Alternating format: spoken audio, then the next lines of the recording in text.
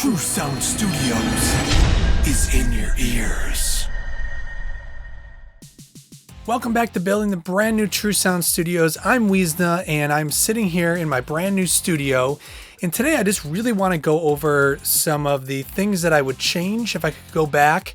And then just some good ideas and things to think about before you go ahead and build your new studio. So I'm extremely happy with the way the entire studio turned out. But there's always small things that you're like, gosh, if I just would have thought of this or I would have thought of that, I could go back and change, I would. Now these are going to be small things, but I think they're really important to mention, especially if you're going to spend all this time and money on building a studio. Here's just some of the other things I think you should think about. One of the things I never thought about is because there is so much insulation around the studio because of the soundproofing. I mean, the walls are filled with like 12 inches of insulation, in some parts even more. The ceiling has like 24 inches of insulation on it. And because everything is just so ridiculously sealed up, way more than you would ever do in a house, the heat never leaves this room. And I have all this gear back here that makes heat. So if you're going to be using, if you're going to be putting the studio in your house and you're going to be using the HVAC that, heats or cools the rest of the house, you might want to really think about this. Even in the winter, I'm in Buffalo, so it's cold here. I mean, we're talking 20 degree day is a normal day. So it's really cold, and the studio without the heat being on at all will still get up to like 78 degrees if I don't open up a door or somehow bring some cool air into here. So for obvious reasons, you can't turn your heating unit and only cool one specific part of your room unless you have a dedicated, AC unit that will just cool it. So that's something I never thought about. I never thought I wouldn't have to heat the studio in the winter. So it's really something you should consider is putting a totally dedicated heating and cooling system just in your studio alone. Fortunately for me, I had to install a ventilator because of my town code. And the ventilator brings in the fresh air and exhausts the stale air from inside the studio. And fortunately, when it does that, it's not the most efficient ventilator and it brings some cool air. So I just pretty much run that full time in the winter. So I've actually never really turned on the heat in the studio throughout an entire winter. So that is something to think about. So speaking of ventilators, it's definitely something that you're going to want to put into your studio. You got to remember you are essentially taking a box and sealing it up so well that the air doesn't escape and no fresh air comes in. So you need to actually somehow be able to control the amount of fresh air that comes into your studio. You can buy little controllers that will, for like mine, for example, will turn on for 20 minutes and then it's off for 40 minutes. But you can have them, they can all do all sorts of different things. They can just run continuous or on high speed or low speed or, 10 minutes on, 10 minutes off. You can do whatever you like depending on where you are and how much, fresh air you actually need in your studio, which also depends on how many people you're going to have in your studio. So now let's move back to the beginning where I was doing a lot of the framing. In the corners of the room, you have two pieces of drywall that come together. Well, that one piece of drywall pushes the other piece of drywall out of the corner a little bit. And normally when you're using 1/2-inch drywall, this is not a big deal because a stud is 3/4 inch wide and even a 1/2-inch of drywall only pushes it out. So you still got a little bit of room to be able to drive a drywall screw in there. Well, when you get into the 5/8 drywall in multiple layers, it really pushes the corners out kind of far past the edge of where the actual 2x4 stud is. So if I could go back and redo all this, I would definitely have doubled up all the studs in all the corners of all the rooms that I framed. So what we run into is now you can't put a screw straight through into the corner because you won't hit the studs. You have to put it on an angle. And when the drywall screw gets driven on an angle, it doesn't really hold the drywall very well. And it just kind of turned into a little bit of an issue while I was doing all the drywalling. Fortunately, we just put a whole bunch of screws in the corners to make sure it held up nicely. But that is something I would go back and redo during the framing process, is just to double up all of the studs in the corners. So speaking of drywall, so what I did is I did 2 layers of 5/8 drywall on each side of each room, so 4 layers total. But in between the layers of drywall, I used this stuff called green glue. Green glue is this soundproofing compound that's supposed to help soak up some sound and some vibration. But after speaking to some of the studio designers, they really don't recommend using it just because the cost of it is so high and the return on the actual numbers that it's going to reduce in overall sound is really not that impressive. I bought my green glue on sale for $1,000 is how much it cost me to buy the green glue. And from one of the studio designers, he told me, well, for that $1,000, you could have easily bought just another whole layer of 5/8 drywall, which would have given you even better numbers. Yes, it is technically a little bit more work, but it would have given me much better numbers for technically probably even cheaper than the green glue cost. So if I could go back, I wouldn't do the green glue. I would have just done a 3rd layer of 5/8 drywall. So here's another thing to think about. Everything that you put inside of your studio or your live space or whatever typically has some sort of resonant frequency, especially if it's some sort of box. So for example, cabinetry is a perfect example. It's essentially a box. Yes, it's not very well sealed, but it is a box. So for things like my cabinetry, I did not put the backs of any of the cabinets on. So they're just left wide open because typically they're thin and they kind of act like some sort of resonant thing.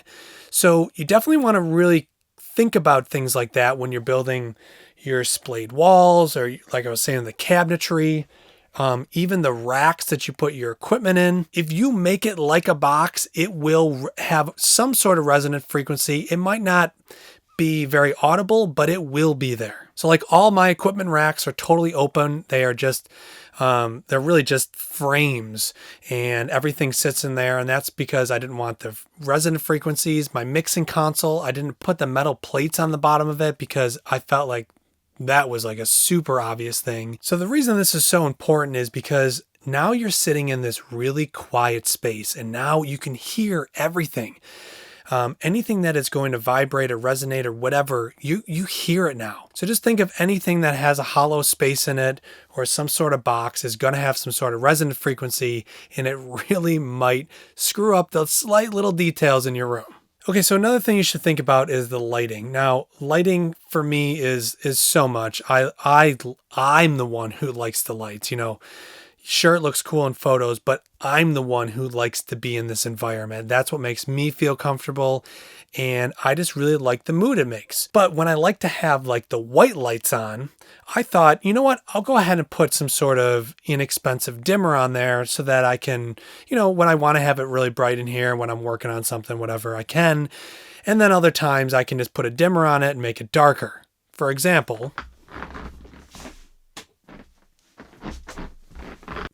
these lights in here are just white downlights, so little spotlights that I have. There's 10 of them in here, and it just helps light up the room so it's just nice and bright for whatever reason I need. So for the first like 6 months, I just had a regular switch on there, and then I decided one day to put it was like a $40 dimmer switch in, and instantly it started buzzing, and I heard it in the audio gear a little bit, and I've never heard this buzzing before, and I thought, maybe it has something to do with the bulbs, or maybe I did something different with the electrical or something.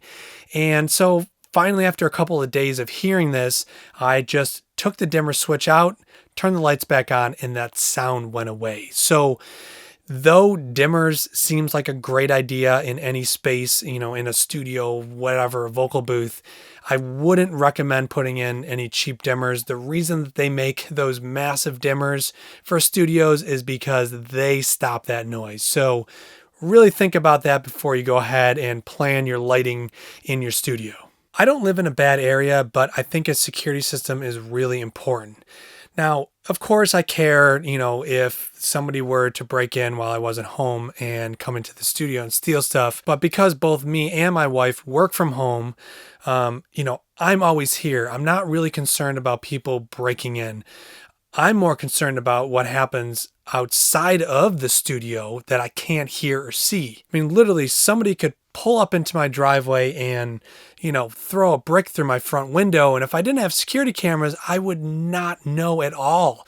I can't hear trucks driving down the street, or my wife could, be yelling that there's a fire, but because there's so much noise reduction in here, I can't hear anything outside. So for me, having the security cameras is just a way for me to keep an eye on my house. So if something does happen or something is going on, at least I can look at the security cameras and know. Now you can get like an 8-channel security system like I did. So I got 8 cameras, the box, a terabyte hard drive. I think it was $200, maybe even less than that.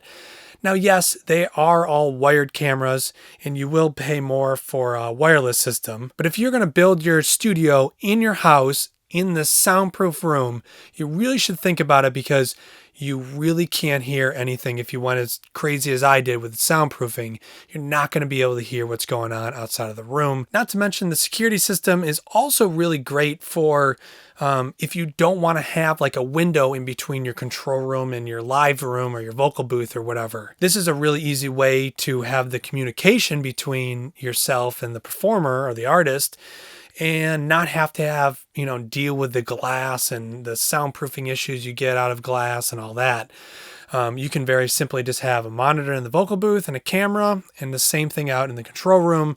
This way they can see you, you can see them, and it's just a really nice, easy way to get around having to do the glass in between the control room and the live space. So another thing to consider when you're building whatever the space is, whether it be a control room, a live room, a vocal booth, typically you need a bigger space than you really think. Like the typical 10 by 10 bedroom, it's really technically too small for any like really great acoustics that are going to happen. You're always going to have these room modes and peaks and nulls in there that are going to unfortunately get into your recording or affect how you mix. I would say if you have one room that's 20 by 20, instead of dividing it up into, half of it being in the control room, the other half being, let's say, a vocal booth, it probably makes more sense acoustically to just have one large room, because it's going to mean a better control room. So more airspace means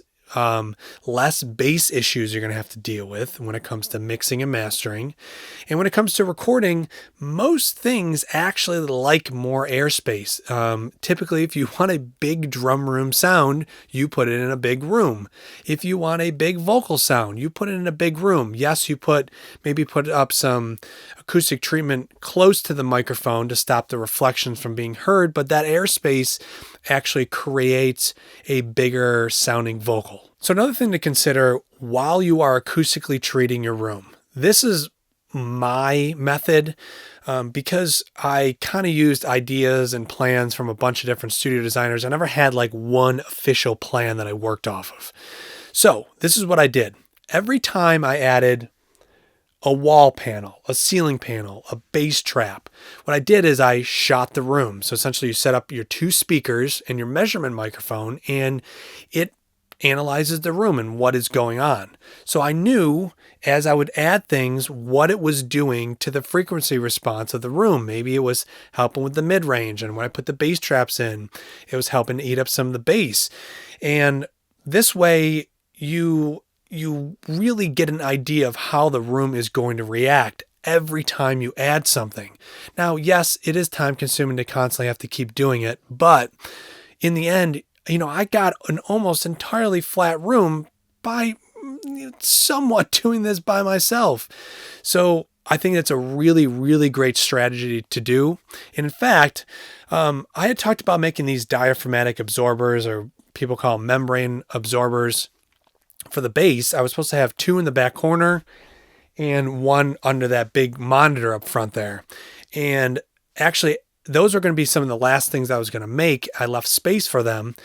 But after I put up all the acoustic treatment, I actually had a slight null in the bass, meaning I actually took out a little bit too much. So I actually had to pull insulation from the front walls there where it's gray. I actually had to pull some of the insulation out of there because I actually took a little bit too much out. So, the building process of some of these acoustic treatment devices, whatever, can be a lot of work. And if you buy them from somebody else, they can be a lot of money. So it was a great thing that I didn't build those, because it would have sucked out even more low end in my room and I would have had even more of an issue. I would have to pull those out and change things. So just a really great idea to just constantly shoot your room as you're working on acoustic treatment. So what I used was the Room EQ Wizard, REW. It's free. Works really great. I saved every single test measurement, and at some point I'll show you guys all that when I do the whole test results of the room. Okay guys, so that's pretty much it. That's all the things I would change, and then any advice I can give you if you're going to be building a studio. So because not everybody has the opportunity to be able to go as crazy as I did and build a studio like this, because I do this full time, this is my job, so it made sense to put all this time and money into it. But I'm going to be starting a brand new series on taking a small, like bedroom sized room and making it as good as possible to record and mix and master it. So the idea of that series is just to take a bedroom, figure out optimal placement for speakers, your desk, how to acoustically treat it, and keep it really, really inexpensive, and also make it look really great, but also perform really great. So guys, as usual, if you have any questions, comments, leave them below. Also, another great way to get a hold of me is on Instagram. Go ahead and follow True Sound Studios. Send me a message. I respond back to everybody. It's just the way that I prefer to communicate. I think it's really easy. The voice messages, you can share pictures back and forth. It's just what I prefer. So till then, I'll see you guys in the next video. So thank you for watching this video. If you guys enjoyed this video, click that like button and consider subscribing for more content. So not only do I make YouTube videos, but I also produce tracks and I can mix and master your music. So once again, thank you for watching this video. I'm Weezna, and True Sound Studios is in your ears.